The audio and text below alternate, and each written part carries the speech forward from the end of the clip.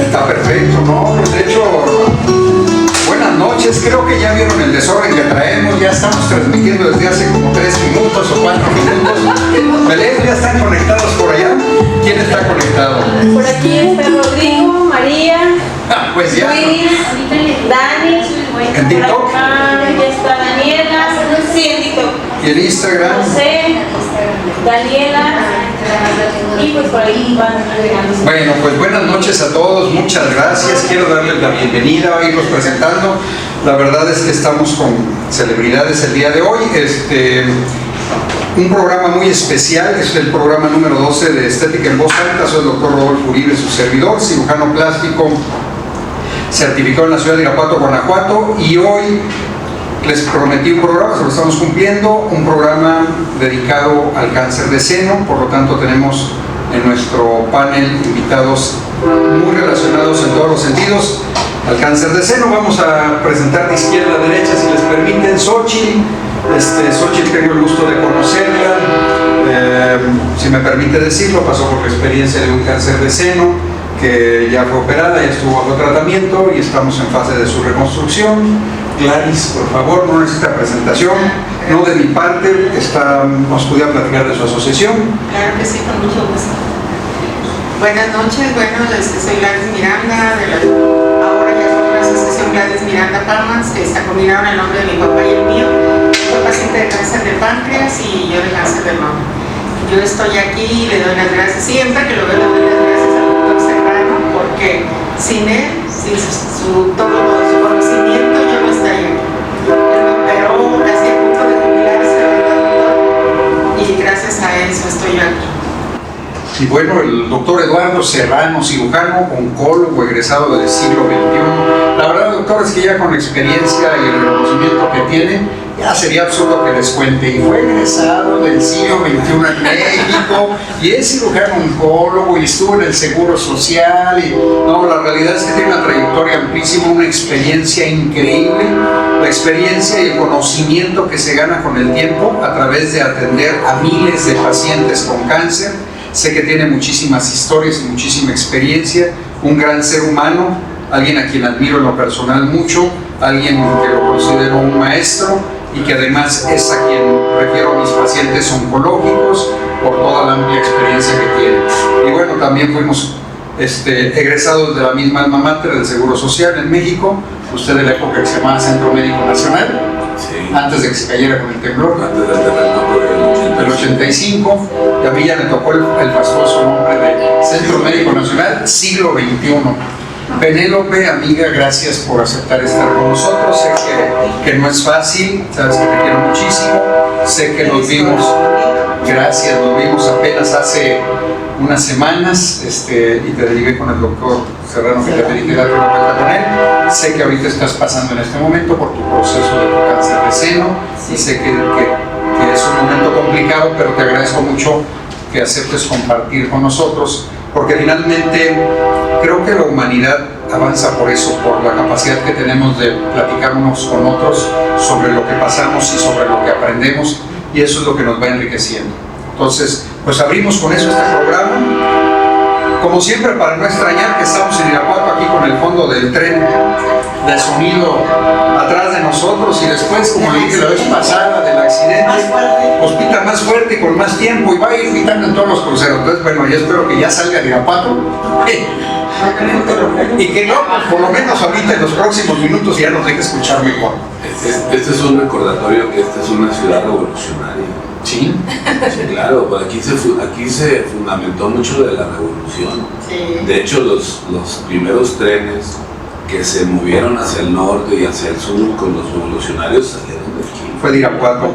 Irapuato históricamente, finalmente, fue ruta de la independencia. Miguel Hidalgo pasa por aquí después de la toma de Guanajuato, y en su ruta que va hacia México, pues se regresa. Y bueno, centro revolucionario, centro cristiano. Sí, para que no se nos olvide que el tren es fundamental en esta ciudad, por eso no lo quitan.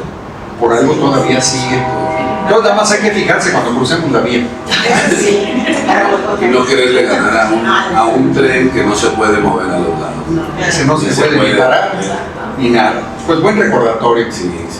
Entonces, pues transmitiendo desde Irapuato y efectivamente, entonces vamos empezando, entrando en materia y si les parece, creo que si el doctor Serrano nos platica un poquito de cáncer, vamos a ir haciendo algunas preguntas, luego platicamos pues de lo que sucede desde la vida de cada quien que está pasando, que pasó, que estuvo en reconstrucción y que ya lo dejó atrás hace algunos años y cómo es que Gladys después empieza con su fundación. Y el último vamos a tocar el tema de la reconstrucción de seno, que es ya la parte final y es muy bonito cuando llegamos a eso, pero ahorita vamos a platicar de eso. Doctor Serrano, la primera pregunta, yo sé que cuando escuchamos la palabra cáncer, pues es difícil escucharla en un ser querido y en nosotros en primera persona cuando nos dicen, le damos el diagnóstico de cáncer. ¿Qué es el cáncer? Para empezar desde ahí. Bueno, el cáncer es una serie de fenómenos que se suceden en el interior de una célula que de alguna manera se altera y que empieza a tener cambios en su estructura, en su comportamiento biológico y que además prolifera en forma desmesurada, ¿sí? Sin controles, porque normalmente tenemos unos controles que hacen que las células no crezcan más allá de lo que deben de crecer. Por ejemplo, nuestro cerebro crece hasta un cierto límite, nuestro corazón no crece tanto, tiene que tener un límite, nuestros pulmones, etc. Todos nuestros tejidos crecen y tienen una autorregulación. Cuando se pierde esa autorregulación de una célula que no responde a los estímulos de autorregularse, empieza a proliferar de manera exagerada y como no hay quien lo detenga, pues empieza a formar acúmulos de otras células porque se divide y se divide y se divide y entonces empieza a tener grupos de células que tienen las mismas características que la célula que le da el origen. Para darles un ejemplo, un gramo de tumor, que es un gramo, estamos hablando de una pequeña, El tamaño de una tableta, más o menos es es 1 millón de células. O sea, 1 millón de células agrupadas ahí en ese acúmulo, y entonces se forma un tumorcito que al pesarlo tú pesas 1 gramo y es 1 millón de células. Entonces imagínate un tumor que pese, no sé, 1 kilo, estamos hablando de miles de millones de células. ¿Cómo llegaron a formarse tantas? Bueno, pues porque es muy fácil, se llama la forma geométrica. Una célula da 1 y se divide a 2, pero estas 2 se dividen y dan a dar 4, y estas se dividen y nos van a dar 8, entonces estas van a dar 16, y luego 32. Ese es lo geométrico. Por eso en un espacio de tiempo, vamos a decir 2 años, tú puedes tener de una célula a tener 1 millón de células. Y el problema finalmente cuando está este crecimiento exponencial, la siguiente pregunta que yo haría es ¿por qué es tan peligroso el cáncer? ¿Por qué finalmente pudiera llegar a causar complicaciones tan severas que no serían compatibles con la vida? Es multifactorial. Hay cánceres que se autolimitan, pero la mayoría no lo hacen. ¿Por qué? Porque primero son tus células. O sea, tus mismas células fueron las que se originaron y se transformaron en células malas. Que entre comillas, tú no puedes tener una célula mala. Simplemente es diferente a las demás, ¿sí? Y luego decimos, es que es malo porque es diferente a mí. No, estas son tus mismas células. Y al ser de tus mismas células, ellos tienen la información suficiente y necesaria para que el sistema inmunológico, que es el encargado de no dejar a estas células que avancen, las reconoce como extrañas. Pero no las reconoce como extrañas porque son tus propias células y forman parte de ti. Entonces el sistema inmunológico no te ataca. ¿Sí? Entonces las deja crecer, las consiente, porque este sistema inmunológico está programado para no atacar a sus propios compañeros y a sus propias células hermanas. Ese es uno. El otro es que al ser tantas células, van a competir por el alimento. Y entonces, al ir compitiendo por el alimento, pues van a dejar a las otras células que no tienen esa facilidad de crecer con esa rapidez, de ser indefensas y morir por falta de alimento. Y entonces, por eso, cuando tú tienes un tumor de grandes dimensiones, el paciente no solamente se enferma del órgano que le da origen, sino también se enferma del resto, porque el otro resto le tiene que dar el alimento para que siga creciendo. Y entonces tú ves pacientes con tumores grandes que están verdaderamente delgados, que están desnutridos, que tienen esa fase cadavérica, porque el tumor requiere de mucha energía y se come todo lo de alrededor. Y finalmente los tumores no te matan por el tumor mismo, te matan porque ya no hay alimento y entonces el paciente, sus múltiples órganos empiezan a disminuir su función y el paciente muere porque ya sus funciones no se pueden dar. Ahora, en el tema de cáncer, entiendo que hay diferentes tipos de cáncer dependiendo del origen del tejido donde se origina. Cada órgano de nuestro cuerpo, cada tejido tiene su propio tumor. Exactamente. Y en el cáncer de seno, ¿cuáles son estas células en el cáncer de seno que tiene? Porque me imagino que no hay un solo tipo de cáncer en el seno, porque tiene diferentes células en el seno. Las mamas de la mujer y del hombre, que también lo tienen, está formado por varios tipos de tejido, ¿no? O sea, el recubrimiento es piel, que es un tejido totalmente diferente. Pero esa piel tiene una zona central, que es la areola y el pezón, que son diferentes al resto de la piel. Entonces tiene dos tipos de piel diferentes. Ahora, dentro del interior, lo que forma la zona de la mama dentro, la grasa es lo que le da la forma, el tamaño, el volumen. Y luego, dentro de la grasa, hay lo que se llama el tejido mamario, que está compuesto por tres diferentes partes, que son los acínies, que son como una especie de ramificaciones o como si fueran uvas, ¿sí? Que son las que producen la leche a la hora de la lactancia. Luego los conductillos, que son como las ramitas que detienen las uvas, ¿sí? Que son los que forman los primeros conductos, y luego los conductos mayores, que son como si fueran las ramitas, las ramas grandes que detienen al resto, ¿no? Racimo. Y esos van a dar al pezón, ¿sí? ¿Son diferentes las células de cada uno de estos? Son diferentes porque, por ejemplo, el cáncer ductal es de los conductos grandes, de los mayores. El cáncer lobular es de los lóbulos, de lo que produce la leche. Y luego los conductillos tienen otro tipo de tumores. Entonces, lo más común, por el grosor, son los cánceres del ducto. ¿Sí? ¿El pronóstico es diferente en cada uno de ellos? Sí, todos son diferentes, porque como son el tejido que le da origen, también da el origen a tener diferentes tipos de tumores y diferentes agresividades. Ahora, estos conductos pueden llegar a tener células del revestimiento interno del conducto, que son las que se deforman, las que se alteran y forman tumores. Y estos tumores pueden crecer a lo largo del conducto, sin invadir el resto. Se llaman in situ, casi nomás in situ. Pero cuando ya rebasan el conducto y empiezan a entrar a lo que detiene el conducto, se llaman cánceres invasores, y estos son los malos. Los que son in situ se consideran que son cánceres que todavía no invaden y por lo tanto no se consideran biológicamente, y eso es biológicamente, cánceres. Porque la característica de los cánceres es que tengan invasión fuera del tejido que le da origen. ¿Son estadios o momentos diferentes nada más o son que biológicamente se comportan diferente? No, o sea, es una progresión normal de la enfermedad. O sea, la enfermedad, cuando uno la detecta en etapas muy tempranas, que son casi nomás dentro del conducto, o sea, son células dentro del conducto, y tiene uno la suerte de encontrarlos, son altamente curables, porque no son tumores todavía invasores. Son altamente, vamos a decir, 99.9% de los casos se curan. Ahora, cuando ya invaden, dependerá del grado de invasión y de que si se han diseminado a otros sitios. ¿Por qué? Porque la mama no solamente es el tejido graso, el tejido glandular, la piel, el areola, el pezón, sino también es un conducto, son una serie de conductos linfáticos que van a la axila.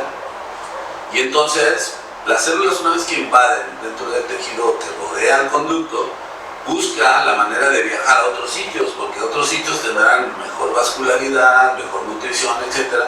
Se van a meter a los conductos de las vías linfáticas y van a ir allá. Pero como el ganglio linfático es como una especie de coladera que detiene ahí las células un rato, ¿sí? Entonces, al quedarse las células ahí, las células no paran de crecer. Donde se estacionan, crecen. Entonces ahí empiezan a crecer y por eso los ganglios empiezan a notar duros, grandes, etc. Entonces, eso es lo que forma los estadios que le llamamos estadios clínicos. Cuando las lesiones están confinadas a la mama y que no hay ningún estudio que nos diga que hay alteraciones en los ganglios, estamos hablando de un estadio temprano, un estadio 1. Cuando los ganglios están afectados y que los ganglios empiezan a crecer, estamos hablando ya de un estadio 2. Cuando ambos crecen mucho y que localmente ya se ve una pelota grandísima en el pecho, o que la axila está grandísima porque tiene unos ganglios grandes, estamos hablando de un estadio 3. Y un estadio 3 tiene una alta potencialidad de que las células viajen a otros órganos. Relacionado con las hormonas, lo mismo es relacionado con lo que comes, lo mismo relacionado con lo que haces, el estrés de tu trabajo, el poco ejercicio o el mucho ejercicio. De hecho, se ha demostrado que mujeres atletas que tienen mamas grandes y que son corredoras tienen mayor riesgo de tener cáncer de mama que las que no son corredoras y tienen mamas grandes.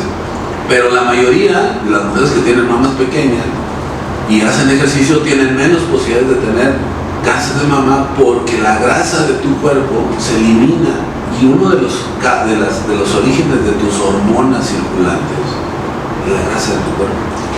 Entonces estamos hablando de que es un factor dietético.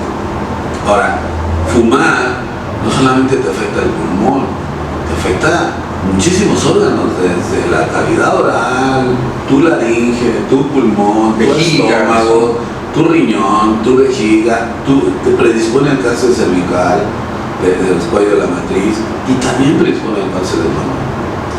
El alcohol, en cierto grado, también es un factor de riesgo. Entonces, es multifactorial. Decirle a una paciente, tratar de explicarle a una paciente por qué se desarrolló un cáncer de mama, es verdaderamente imposible. Sí, entonces, de hecho por eso me salté la pregunta, y yo sé que cuando sucede, Penélope nos va a decir, yo creo que la primera pregunta es, ¿a mí por qué? Claro, ¿a mí por qué? Ahora, no podemos prevenirlo, pero detectarlo a tiempo, clínicamente tampoco. Hay muchas cosas que a veces les decimos a los pacientes, autoexplórense. Es una rutina sana, autoexplorarse. Y si lo hacen en forma periódica, cada mes o cada 2 meses, desde el inicio de que termina el crecimiento mamario, que es alrededor de los 18 o 20 años, que tienen la tingencia de hacérselo cada mes, mensualmente, y que además conocen su pecho, conocen sus axilas, conocen sus pezones, conocen sus areolas. Eso es sumamente bueno. ¿Por qué? Porque van a ser ellas las que detecten muchos de los tumores. Desgraciadamente, un tumor palpable debe de tener más o menos este tamaño, 2 centímetros.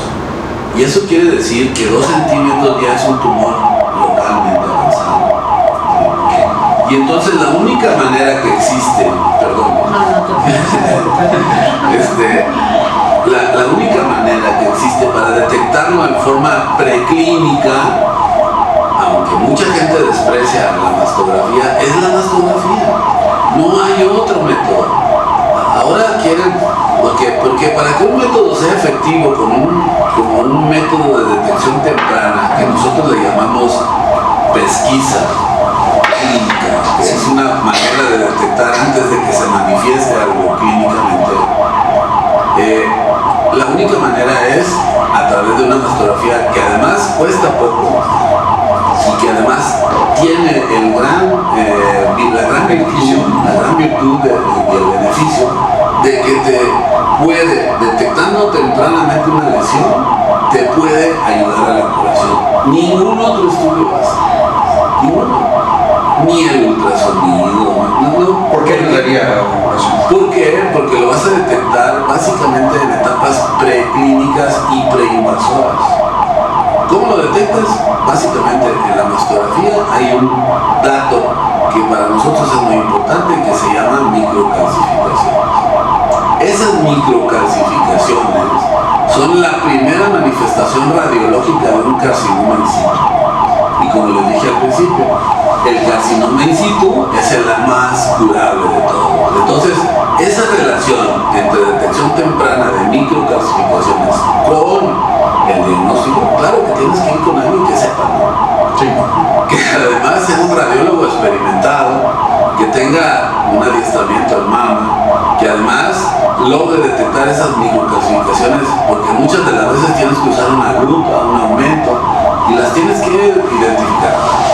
No todas las microcalcificaciones de la mama son malas, tienen que tener ciertas características para poderles decir que son microcalcificaciones sospechosas o sugestivas de la. ¿A partir de qué edad sería una mastografía? Ahí la recomendación mundial es de los 40 en adelante.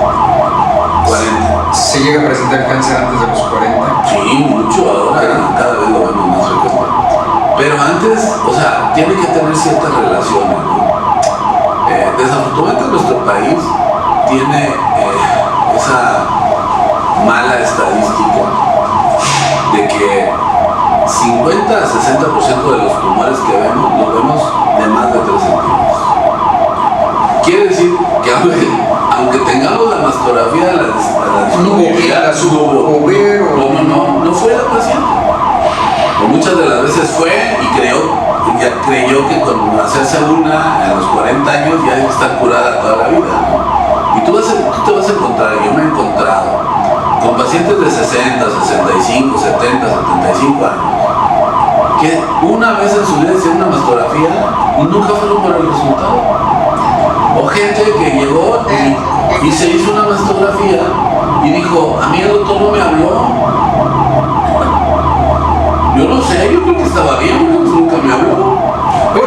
Y mi pregunta era si a partir de los 40 años recomiendan la mastografía y el CA se presenta antes de los 40 años, ¿por qué no a partir de los 35? ¿Por qué? Porque por estadística no está justificado. O sea, vamos a decir, yo para planear un método de diagnóstico temprano o de identificación necesito ver costo-beneficio. ¿Sí? O sea, ¿cuánto me cuesta un estudio y a cuántas voy a beneficiar? O sea, el promedio más o menos de una mastografía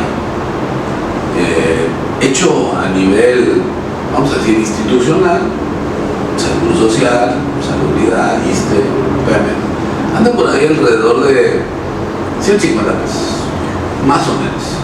¿Sí? Pero a eso ponle que tienes que tener un mastógrafo y una personal altamente capacitada, entonces ya lo tienes que incrementar.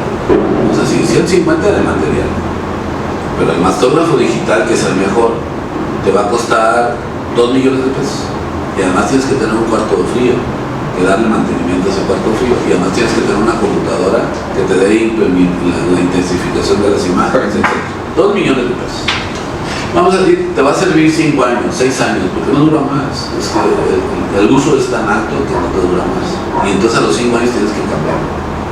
Pero vamos a decir que incrementando esos 2 millones de pesos, te salga en 300 pesos por mastografía. Más el radiólogo experimentado, pues ya le estás teniendo que dar 400. De esos 400 pesos, yo te digo, ¿a quién le voy a dirigir este programa, que es el que me va a dar más beneficio para los pacientes? Entonces lo voy a dirigir a mi población de alto riesgo.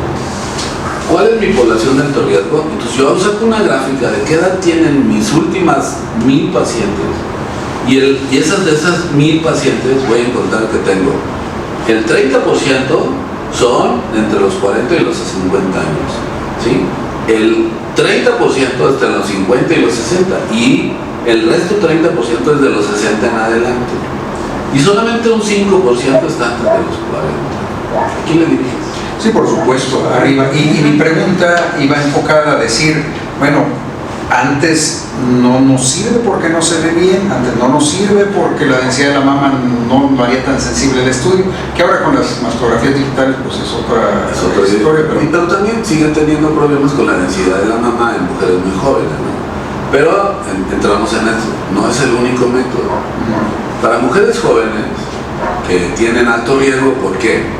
Pues porque haz de cuenta que yo tengo una paciente, como tengo algunas, que dice, es que mi abuelita tuvo cáncer de mama, mi mamá tuvo cáncer de mama, tengo una hermana con cáncer de mama y yo tengo miedo de tener cáncer de mama y tengo 32 años. ¿Qué me recomiendo? Muy fácil. Vamos a hacerle una resonancia. La resonancia magnética ha demostrado que tiene mucho valor para mujeres con densidad mamaria alta. ¿Sí? Pero el problema es costos. Estos 5,000 pesos.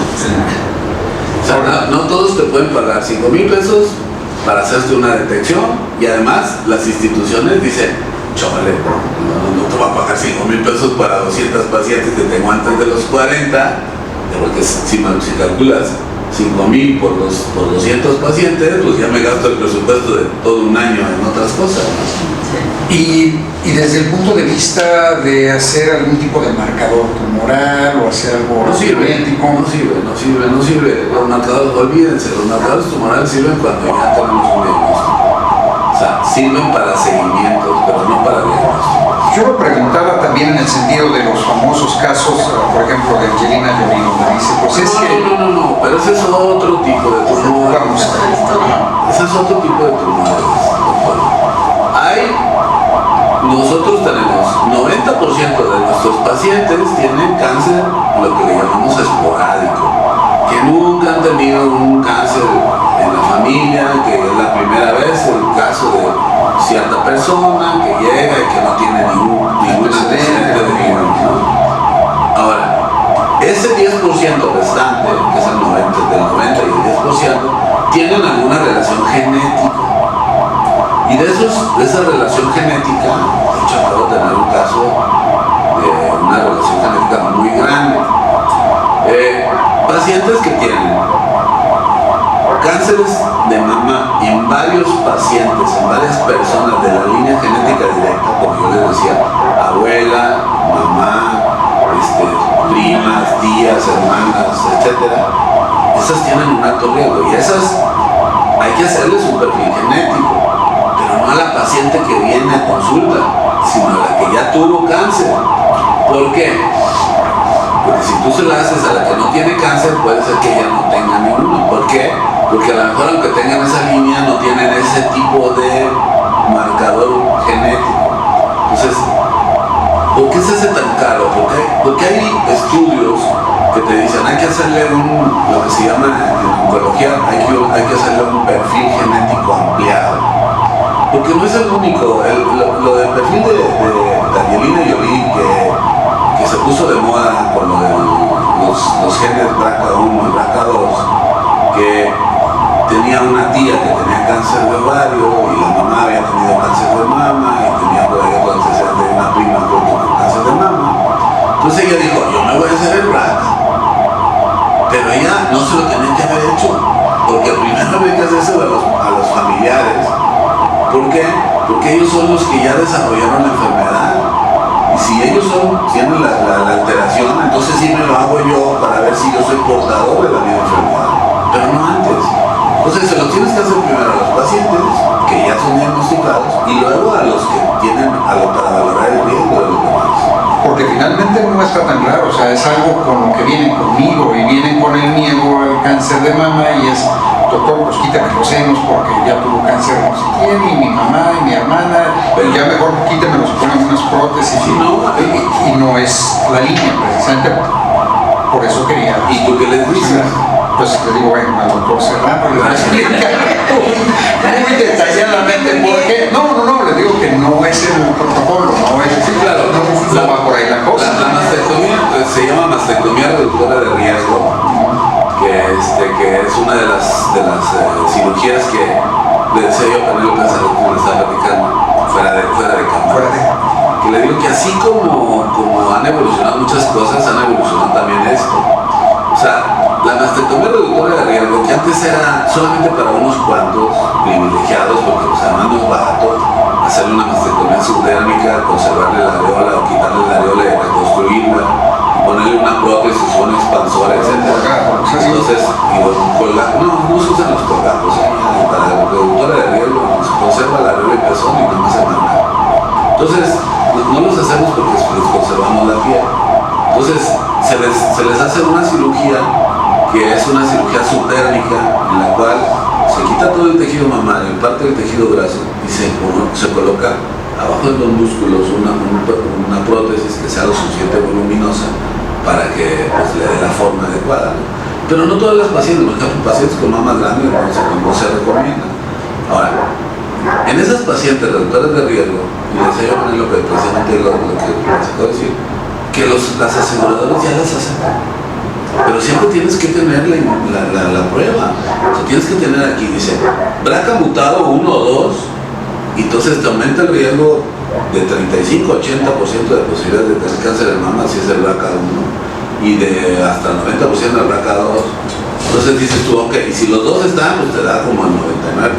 Entonces, ¿qué dices? Ok, espérate, sí te lo voy a autorizar, pero tienes que tenerme un médico certificado en cirugía mamaria, no el cirujano reconstructor, sino el cirujano que te va a quitar el tejido. Sí, claro, porque el tejido, si no lo quitas completo, tienes el riesgo, sobre todo en la parte de la cola de la mama, de dejar tejido mamario y que ahí te aparezca un cáncer. Entonces, también está por medio problemático todo eso. No crees que es nada más de quíteme la mama y se acabó. Sí, no, hay que buscar quién y todo eso. Sí, teniéndolo. ¿Cómo vamos de preguntas por ahí? ¿Algún comentario? ¿No? Están tan entretenidos que no han querido Solo le interrumpir. dicen saludos, doctor. Es un gusto ver al doctor Serrano con usted. Qué bueno que vino, doctor. Está aquí. Vamos a darle espacio también a nuestras invitadas. Empezamos Penélope, claro que nos encantaría escucharte. Penélope, cuéntanos de ti y de tu invitación a este programa. A esta invitación la acepté porque el doctor Uribe es un amigo mío hace muchísimos años. Y le debo muchas cosas porque ha sido noble, bueno, buen amigo, buen compañero. Gracias. Así que cuando me dijo, ándale, yo dije, bueno, está bien, ¿por qué no estoy yo? Lo voy a hacer. Por eso vine.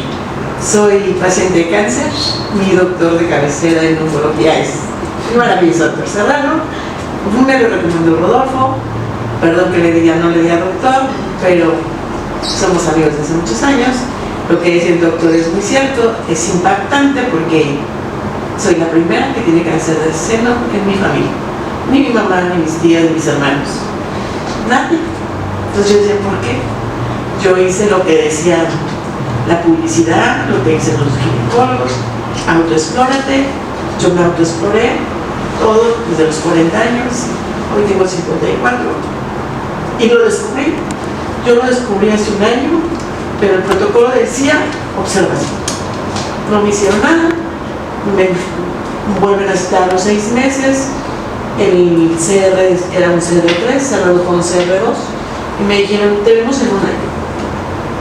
Uno confía en sus doctores y yo no dudo de sus capacidades, y yo me presento a los 11 meses porque yo autoexplorándome lo sentí más grande, como dice el doctor. Yo dije, esto no está como que normal. Voy con mi ginecólogo y me dice, sí, ya crecí, pero vamos a tener que hacerte una mastografía nueva. Muchas gracias. Gracias. Y voy, y desde que el radiólogo me dijo creció, ya es un CR4. Y yo no sabía que era un CR4 porque era totalmente CR4. Yo era ignorante en el tema, más que lo que uno oye en la televisión o en las cosas así, pero me dijo, pues ahora necesita por protocolo hacerte una biopsia. Voy a la biopsia, el doctor que me hace la biopsia, ahí fue donde me dije, pues tengo cáncer, porque me dijo, no te preocupes, estás en un proceso que va a ser duro, pero te va a fortalecer. Cuando alguien te dice eso sin conocerte, no es que por un simple estudio, pues si no eres un poquito inteligente, pues yo dije, tengo cáncer. No lo podía decir al 100 hasta que no me dieran el resultado, Y efectivamente me dieron el resultado y fui positivo a cáncer. Entonces, pues estoy en el proceso. Estoy en un proceso donde haremos, por recomendación de mi doctor, 4 quimios, haremos un corte y ahí veremos cuál es el siguiente paso, ¿verdad? ¿Cuántas quimios llevas de ahorita? Voy a mi tercera, el próximo jueves voy a mi Jueves, tercera. próxima quimio. Deseamos que todo este proceso salga muy bien, te estamos acompañando. Sí, Yo creo firmemente que las buenas voluntades ayudan Sí, y de verdad y las buenas vibras. pues te mandamos todas las buenas vibras del ánimo y queremos de verdad estar cerquita de ti en esta situación que yo sé que es complicada. Sí, sí es complicado porque así como dicen, no lo puedes prevenir. Yo que me cuidaba, que no fumo, nunca he fumado en mi vida, nunca he tomado, me duermo muy temprano, no soy tan buena en la alimentación porque ahí sí me gusta mucho comer, pero realmente trato de medio cuidarme. Y yo decía, no hiciste nada mal, hiciste lo correcto, autoexplorarte, detectarlo y hacer lo que decía el protocolo. Y pues yo es lo que he hecho hasta ahorita. Hoy te voy a decir que yo creo mucho en la medicina alternativa. Yo con la autorización de mi doctor, yo le dije, me gustan las microdosis herbolarias y me dijo, tómatelas, no pasa nada. Me las sigo tomando. Muchas gracias. Yo creo en ese tipo de terapias. Yo me hago un baño de sal para desintoxicarme y me meto al sauna todos los días. Entonces todas estas dicen que el enfermo a todas va. Así que me dijeron, haz esto, yo lo hago, haz esto, yo lo hago. ¿Y quién lo dice? Es mi señora y Santa Madre. Entonces yo creo firmemente en todo lo que mi mamá dice y me ha funcionado muy bien. Mira, yo perdí mi pelo. El doctor desde un principio me dijo, eso sí te vas a perder el pelo. Yo tenía el pelo hasta acá, rizadísimo. Y pues sí lo perdí. No en la primera quimio, lo perdí hasta la segunda. Pero afortunadamente, mira, todavía tengo como que lo cubre, entonces no he necesitado como paliacates, aunque ya tengo una colección ahí. De mis hijas tengo 2 hijas, y entonces ellas ya son muy fashion, entonces ellas ya compraron los paliacates de Quiero color. decirte que conocí a su mamá y salimos parientes. Es que Soy yo aquí cerrando. serrano, es cierto. Entonces andamos investigando a ver por qué línea. ¿Cómo llegamos los dos aquí? A esta tierra. Bueno, por el pelo chino no fue, ¿verdad? No, pero mi mamá tenía el pelo chino, bien chino. Sí, yo conozco a Penélope pues desde los ya ni me acuerdo. Sí, no me acuerdo cuánto. Y sí, su característica, su pelo chino grandísimo y todo. Y lo vas a volver a recuperar, pues eso es un proceso. Sí, pero sí, eso, y sí fue muy deprimente entrar al baño y empezar a lavarme el cabello y no sabes, fue impresionante. Que yo dije, no, me lo voy a cortar todo. Además que la chica que me atiende el pelo, que me hace el favor, me dijo, vamos a hacer un experimento, pero vamos a cortar chiquitito y el mismo chino va a hacer que te cubra las áreas que están solitas. Yo le dije, pero si no me gusta, lo vas a rapar. Sí, me dijo, pero primero vamos a hacer eso. Y mira, me lo acuerdo chiquitito y parece como que nos está funcionando. Pues súper bien, pues todas las energías positivas y los buenos deseos de nuestra parte, y que sé que todos los que nos están viendo nos sumamos a eso para que te vaya muy bien. Vas a salir de esto, estoy segurísimo. Hay excelentes cirujanos oncólogos en Irapuato, muy buenos todos, pero estás con un excelente. Si yo me tuviera que operar, pues iba con el doctor. Pues ahorita no se ha necesitado, pero si no, pues ahí estaremos. Entonces sé que estás en muy buenas manos, que te estás atendiendo bien, que estás bien. Aparte de ser un profesional, es empático, tiene un papacho, dice, ¿cómo estás?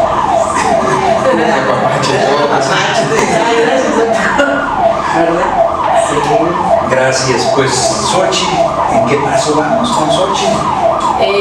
Bueno, yo también Con el historia. tuve cáncer fue en el 2018, me lo detectaron. Mi mamá falleció de leucemia en el 2012. Claro, fue algo impactante para nosotros porque igual, en toda la familia nunca supimos que alguien tuviera una enfermedad de ni leucemia ni de cáncer. Entonces sí fue muy impactante para nosotros. 2, fue una leucemia pues, muy agresiva. Después del diagnóstico mi mamá duró 4 meses, falleció. Entonces pues sí, nos quedamos con todo eso, ¿no? Esa impresión del por qué, como dicen siempre, ¿no? ¿Por qué no? Mi mamá era una persona sumamente sana en todo. Y pues sí, ¿no? Uno no se explica. Posterior a ello, pues bueno, yo, como dice el doctor, uno se conoce y yo de repente sentía algunas bolitas en los senos y sí, yo a partir de los 40 y más con la idea de lo que pasó con mi mamá, yo dije, no, me voy a empezar a hacer mis mastografías y empecé año con año a hacerme mis mastografías. De repente me detectaban algunas, ¿cómo le llaman? Carcinomas o no, son como bolitas de grasa nada más, ¿no? Y me decían, no te preocupes, esas se desbaratan solitas. Perfecto, al siguiente año efectivamente ya no estaban, a lo mejor podían aparecer otras.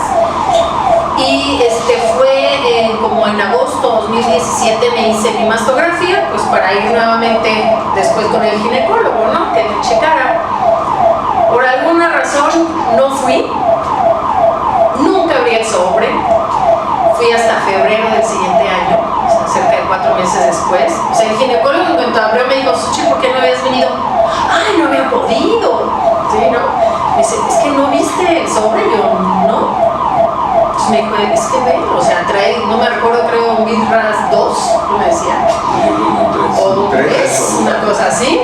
Entonces yo así como que, pues no, yo, así como que todavía no captaba, ¿no? Pero yo me empezaba a poner nerviosa, iba sola ese día a consulta, y me dice, a ver, ven, pásate, te voy a revisar. Empezó con a hacer un ultrasonido y me dijo, no me gusta, yo estoy viendo aquí este cambio. Dice, ¿sabes qué? Ahorita mismo ve y te haces una biopsia. Pues sí, ya en el caminito de ahí, claro, uno va con todo el miedo, todos los nervios. Fue muy dolorosa, ese estudio muy doloroso, recuerdo. Y pues sí, fueron días en que te dan ese diagnóstico, ¿no? Y pues sí, cuando me dan el diagnóstico, efectivamente, pues era un carcinoma. Y pues sí, es algo, como dices, te impacta muchísimo. Jamás en la familia alguien lo había tenido. Yo soy divorciada desde hace muchos años, mis hijos estaban chicos, entonces se te viene el mundo encima y dices, híjole, ¿no? Mi mamá, uno como que corre luego con su mamá, ¿no? Pues yo no tenía en ese momento a mi mamá, somos una familia que no somos, mis papás no eran de aquí, entonces no tenemos un solo familiar aquí, ¿no? Entonces sí se siente, pues, que se le viene uno el mundo encima, tus hijos, piensas en ellos, entonces sí, muy difícil digerir esta parte, ¿no? Gracias a Dios tengo unas hermanas maravillosas, amigas maravillosas, de verdad, son mis ángeles, que me apoyaron desde un momento y pues gracias a Dios, y a lo mejor como dice el doctor, de que uno lo alcanza a lo mejor a detectar a tiempo antes de que pueda pues invadir otros órganos. Entonces mi diagnóstico para la cirugía era o quitarme el cuadrante, le llaman, o quitarme todo el seno. Cualquiera de los dos, el diagnóstico era el mismo, yo podía definir por el tipo de tumor que tenía en ese momento, pero la verdad yo, por los nervios que me daban de decir, híjole, si me quito nada más un pedacito y si se me queda algo, entonces se te vienen muchas cosas a la cabeza, entonces yo decidí mejor que me quitaran todo mi seno. Me quitaron todo mi seno, me quitaron todos los ganglios y pues ya pasé a la etapa de las quimios. Gracias a Dios no pasó a ningún lado, todos los ganglios salieron limpios y nada más tuve 4 sesiones de quimio. Sí, a mí el segundo se me cayó todo el cabello, pero a mí se me cayó así todo completamente. Fueron 4 sesiones nada más y de hecho el médico, el médico oncólogo me dijo, lo voy a dar por como dar una selladita, me decía él, ¿no? Dices, no tienes nada, pero yo prefiero darlo. Y sí, me dieron 4 sesiones. Posterior a ello, pues mi tumor salió receptor de hormonas. Y entonces estuve en un siguiente tratamiento que, bueno, lo que yo entendía era como una protección más, con medicamento, tamoxifeno. Me dieron 5 años más de tratamiento.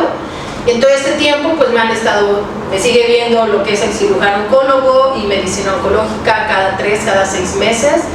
Me han hecho tomografías, me han hecho pues, varios estudios y bueno, sí, ahorita pues bueno, ya pasé esa etapa y en el 2022 intento hacerme la reconstrucción, me la hacen, pero pues mi cuerpo rechazó el implante.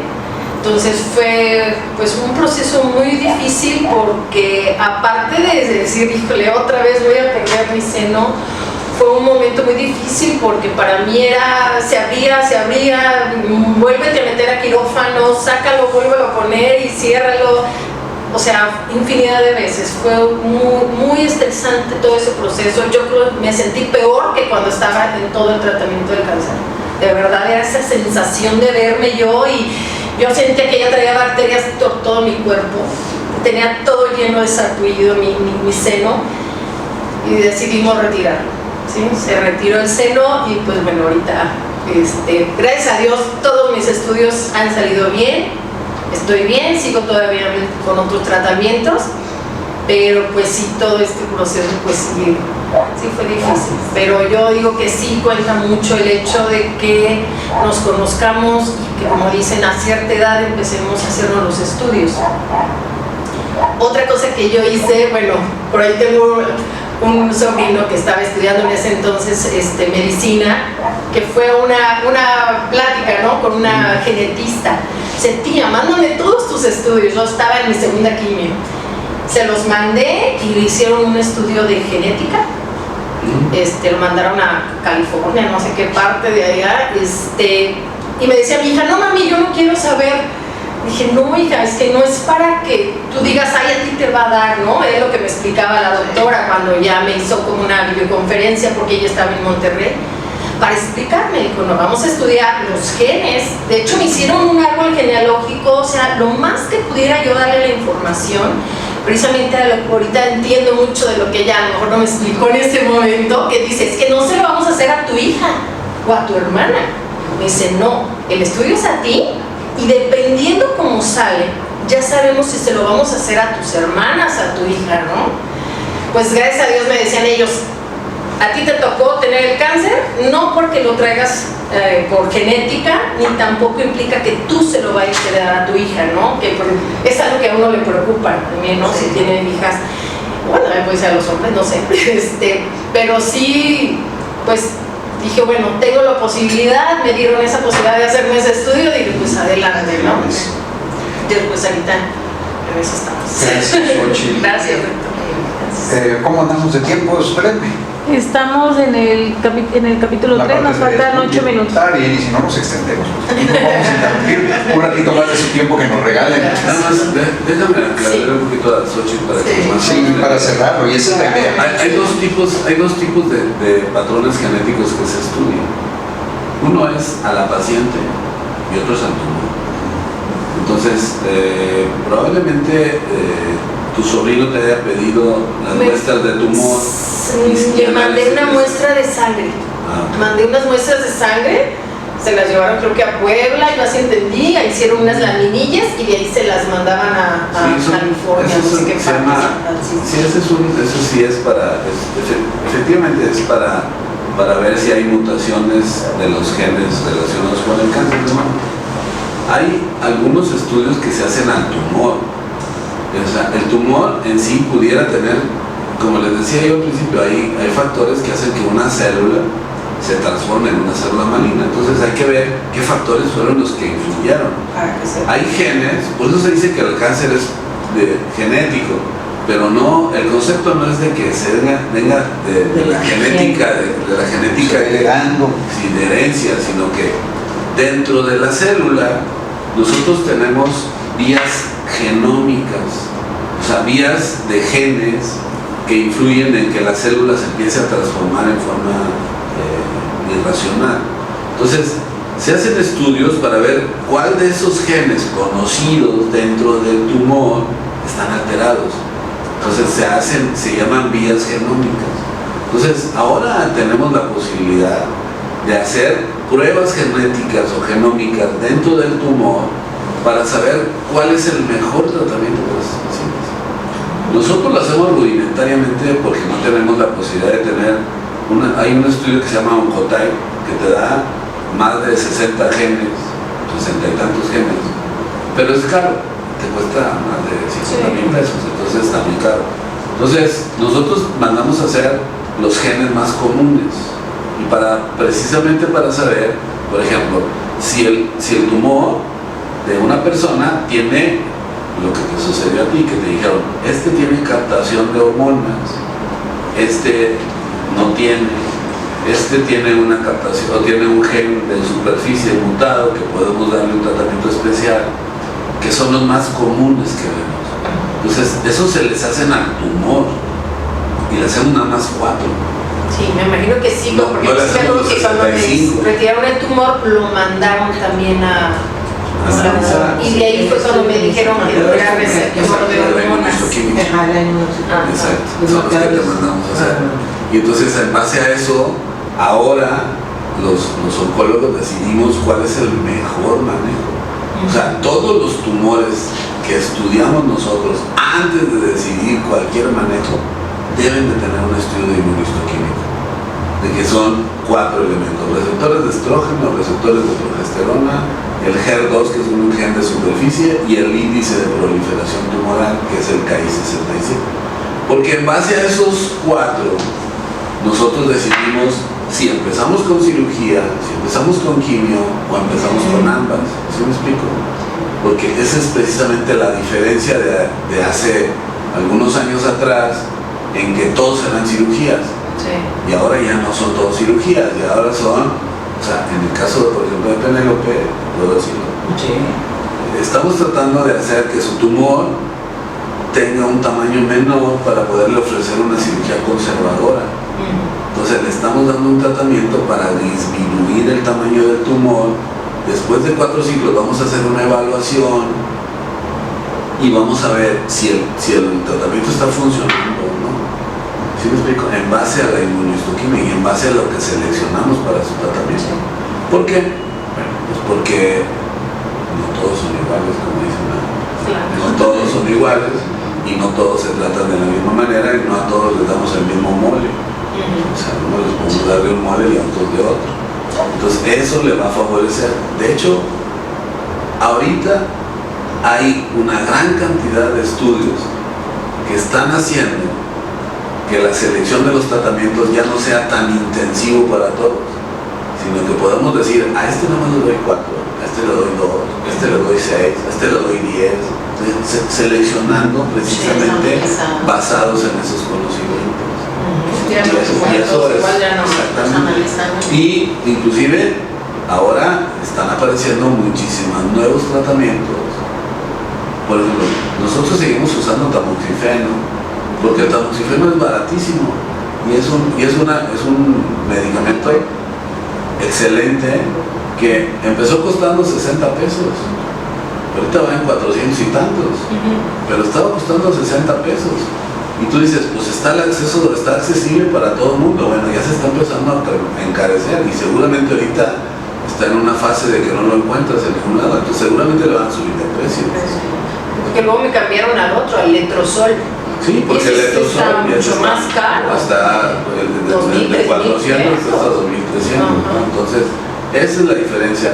Porque ya el letrozol ya es una tecnología diferente que hace otro mecanismo de acción. Entonces, el mecanismo de acción del tamoxifeno es muy sencillo. Te hacen la medición en el tumor y te dicen, tienes 90% de receptores de estrógeno. Ah, pues le voy a dar un antiestrógeno. ¿Cuál es el antiestrógeno?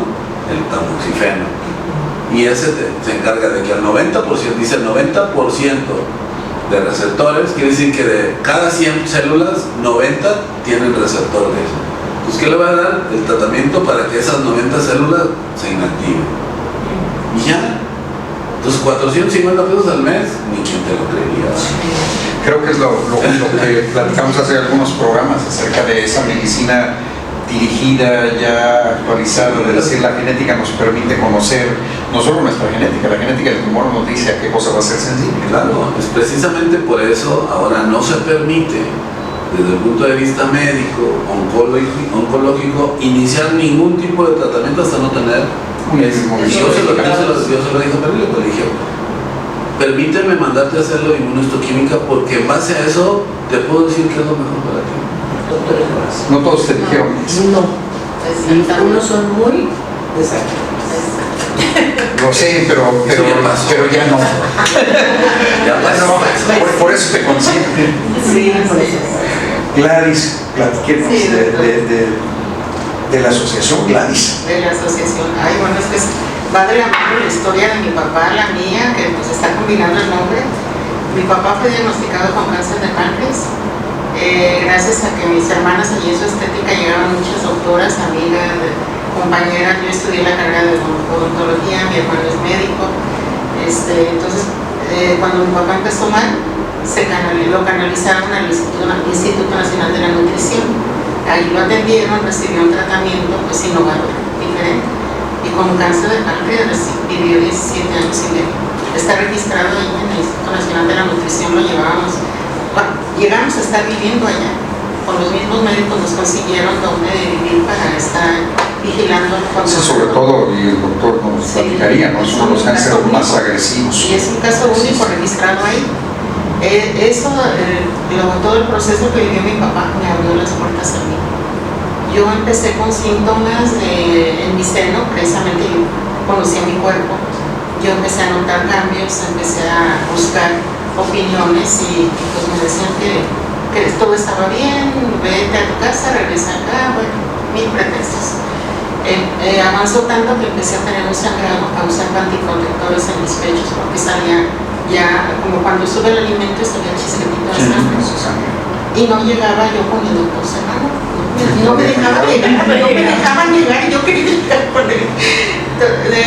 Pues llega un día una doctora ya de estética y le dije, yo ya estoy así, ya tengo esto, te espero.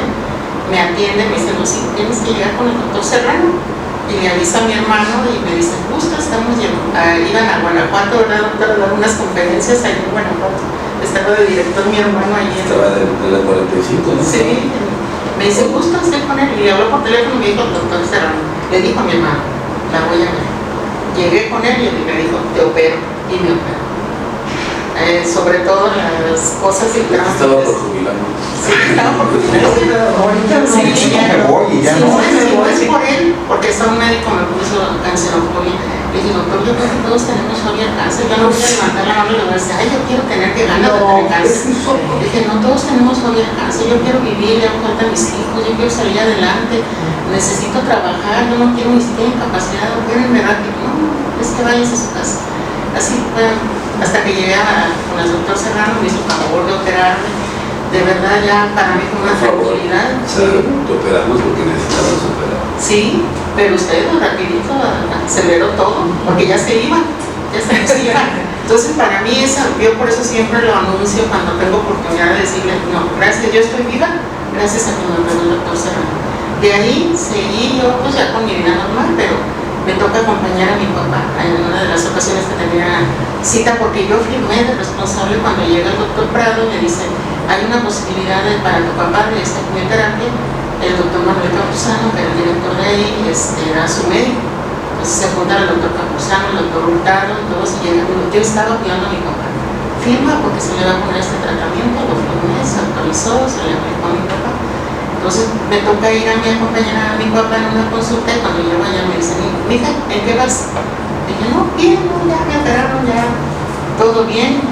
Duró un tiempo acá, ¿verdad? Seguro que no había nada. No había nada. Porque Se fue me usted. jubilé yo y duró 3, 4 años. Sí, 3 años y No no. se ocupaba la clase. No, porque no había quien la ocupara. Entonces yo seguía yendo al turista, al hospital, a operar pacientes que ya conocía desde antes, que yo ya estaba jubilado, pero que pedía que si me daban chance de ir a operarlos sin que me pagaran. Denme permiso, por favor. No, y lo hacía en el hospital, ¿crees? O sea, también lo hacía en el hospital, estaba la doctora Roque De director del hospital, sí. Sí, y entonces, haz de cuenta que venían hacia el consultorio y me decían, oiga, pues que no tengo dinero, ve al hospital y si la doctora Roque dice que sí, voy y te opero allá. Y le iba y lo operaba y no cobraba absolutamente nada. Entonces luego de repente me decían, oiga, que tiene una interconsulta en el hospital. Ah, caray. Sí, iba y veía a las pacientes, pues no había posibilidad de operarlos. pero lo hacía con mucho gusto. De hecho, Sí. en un tiempo cuando yo, estaba dando clase en la escuela de medicina, le pedí a la doctora Roque y después al doctor, ¿cómo se llama? Valero, de que me dejaran tener el campo clínico a mi disposición para yo enseñarles a los alumnos. Entonces ya no le daba clases nada más a mis alumnos, también le daba a los pasantes, a los internos que estaban ahí, también les daba clase. Entonces hace rato ya tenía, en lugar de tener 6 alumnos que eran los que yo les tenía que dar el campo clínico, a los que ya tenía 20, y luego iban las enfermeras porque les enseñaba cómo tomar los papanicolas correctamente. Pero era bien bonito eso. Una cosa bien bonita porque das cuenta que todo el mundo te conoce, lo haces tú altruista, porque además tienes que enseñar a la gente. ¿De qué finalmente sirve toda la experiencia y el conocimiento si no lo dejo de la vista? Y con Gladys, a mí lo que me gustó mucho se lo digo aquí y se lo han dicho varias veces, es que no se quedó con su enfermedad, sino que ayudó a mucha más gente a que resolviera eso. ¿Cuál es la finalidad de la? Bueno, les continúo rápidamente. Sí. Mi papá me mostró el camino por cómo enfrentó la enfermedad. Cuando lo acompaño, que les estaba platicando, llego allá, el doctor Hurtado me dice: "Mija, vamos a hacerte una revisión". A mi papá se las hacían continuamente, entonces entro yo también a revisión y me dice: "Mija, te estás muriendo. Es que tú ya tienes acá, tienes allá, empezó a señalar, ahí hay muchos estudios. Te vamos a dar también una quimioterapia como la de tu papá, que es experimental, innovadora, como le quieren llamar. Si nos autorizas, la vamos a aplicar". ¿Esto en qué año? Esto fue hace 18 años, porque fue como a los 2 años. Y me empiezan a aplicar la quimioterapia, que pues yo pienso que ya ahorita ya es más común, pero en ese tiempo lo autoricé. Lo autoricé, claro que sí. Entonces yo me iba hasta el domingo, porque a tal día te toca, tal día te toca. Resumiéndoles, pues bueno, aquí estoy después de todo ese tratamiento, que sí, yo no también como mi papá, yo decía: "Ya no voy porque me duele, porque sufro, porque me están quemando mis venas, porque mi pierna se inflamó el brazo, mil complicaciones". Pero yo veía a mi papá que lo enfrentaba y decía: "No, pues es mi ejemplo". Aparte teníamos seguro social, no teníamos derecho a estar allá, ¿verdad? Pero por el... No, bueno, en ese entonces sí se permitía, ¿no? Pues a mí me dieron por el derecho de mi papá. No, creo que como no. tenía No, una sí se familia. permitía porque se restringió. Luego que, cuando apareció el Seguro Popular, sí se permitía que todos tuvieran 2 o 3, y eso cambió cuando, después de que regresó el licenciado Peña Nieto a la presidencia, se hizo un ajuste para que no se restringiera, pero eso ya era en el 2012, Sí, ya fue más acá. algo así. Sí, yo fue antes. Y me dijeron que no tenía derecho porque tenía seguro, pero que por la herencia con mi papá, que no podía entrar. Entonces me defendió mucho el doctor Rafael Hurtado y me dieron todo un seguimiento. Aquí estaba el doctor Sea todavía. Sí. También aquí nos hacía estudios de laboratorio y los llevamos para allá. Entonces ahí fue el seguimiento. Mis hermanas tenían ya el apoyo de la oncoimagen, que daba todo, la peluca, el turbante, todo eso, pero pues no era más bien era una alianza hacia México, toda la línea de peluquería. Se fue dando difusión ya aquí después también. Mi hermano como médico, se fueron sumando hasta que nos dicen: "Oye, ¿por qué no registraron una asociación?". Pues por curiosidad llega también una notaria y a la estética nos dice: "Son 25,000 pesos".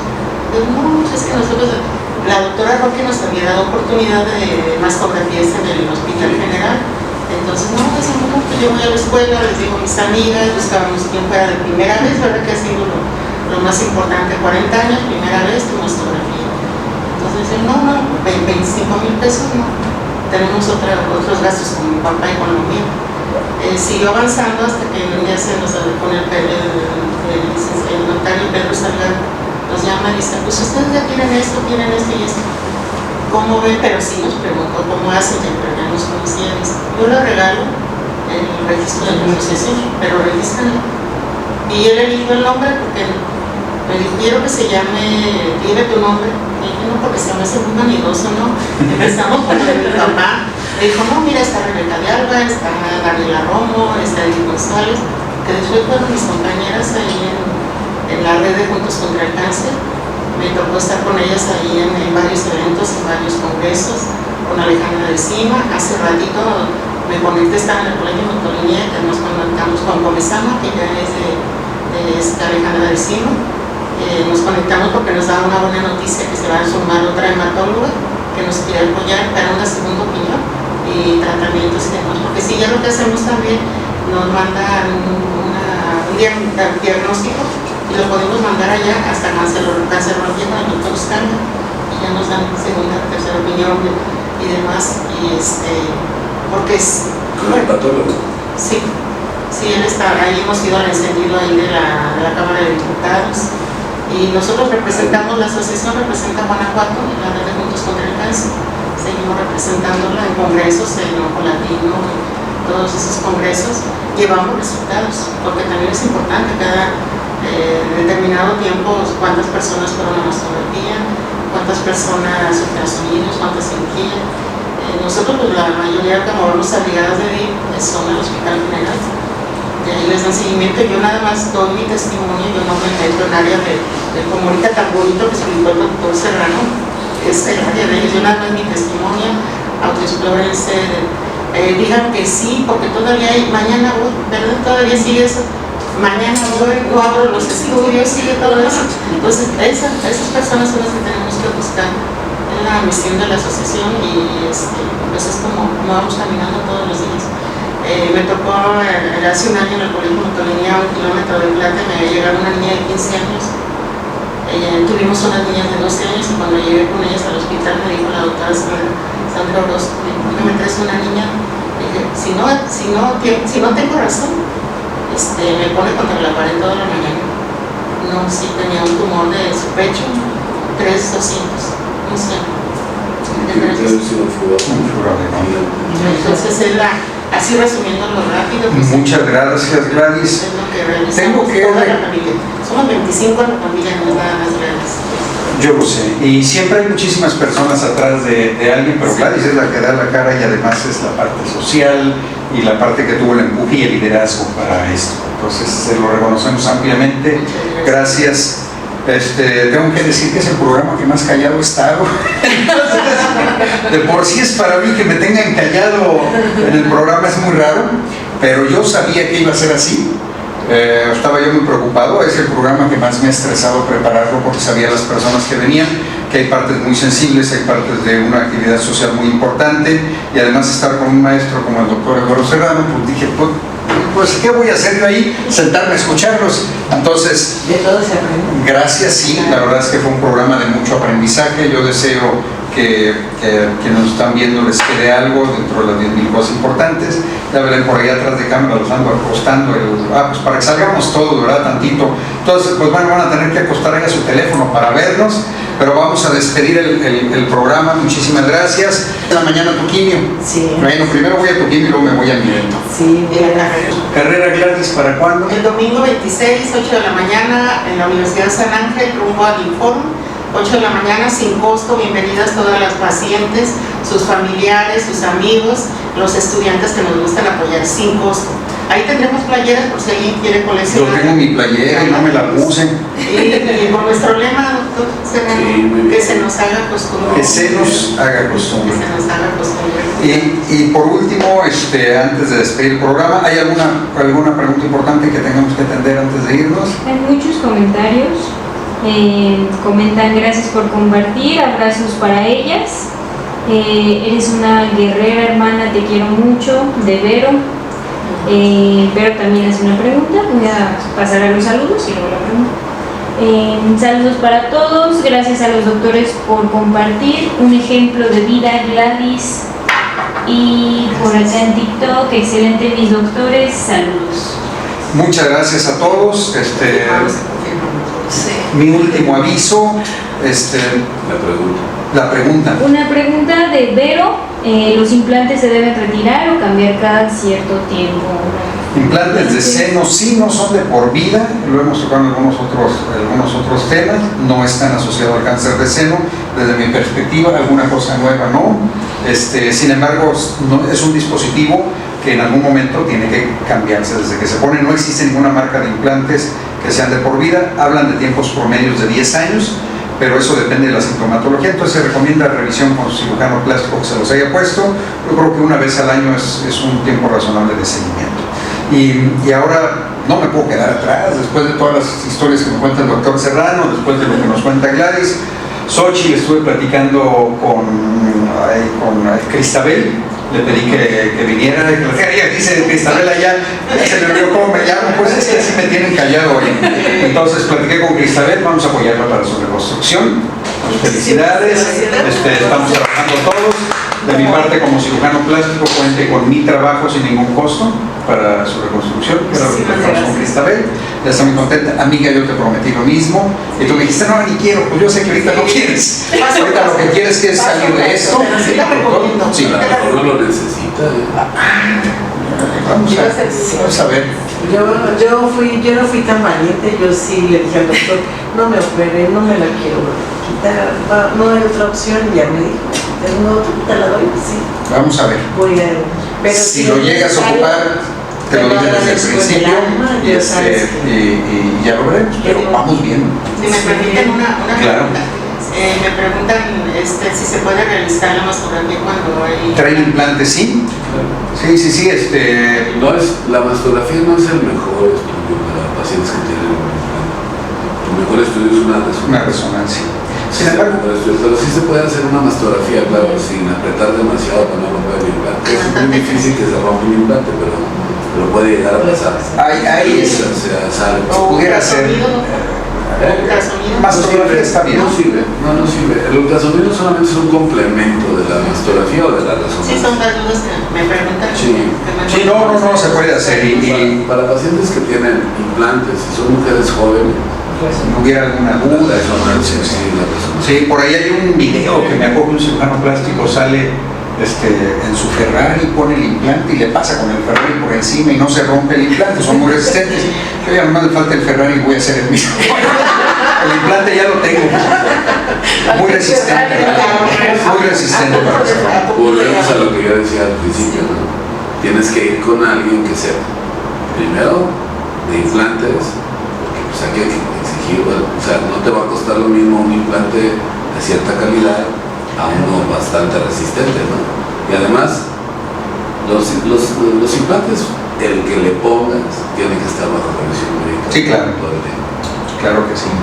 Gracias a todos. Muchas gracias, gracias a ustedes, a Gladys, doctor. a mi amiga Isabel, por allá. Por ser tan ocupado y por regresar no regalando su tiempo. Gracias a todos por seguirnos. Nos vemos el jueves 16. Aquí métanse a la página para más información porque ya tenemos el evento prácticamente cerrado. Muchísimas gracias. Y entonces vamos a despedirnos con nuestra canción de Estética en Voz Alta. A ver si sale aquí. Tengo la cita el miércoles a las 5. Parece que ya te has desconectado. Pues sí, es que le puse para que no nos interrumpieran. Sí. Pues bueno, pues nos vamos a ir desconectando. Déjenme nada más quitar y a ver si entra. Ya entró. Muchísimas gracias a todos y pues no pudimos. Muchísimas gracias. ¿Alguna otra cosa? Nada más. Gracias a todos. Buenas noches. Gracias, Belén, por estar ahí. Gracias, Jade, por acompañarnos a andarle picando allá a los botones. Muchísimas gracias.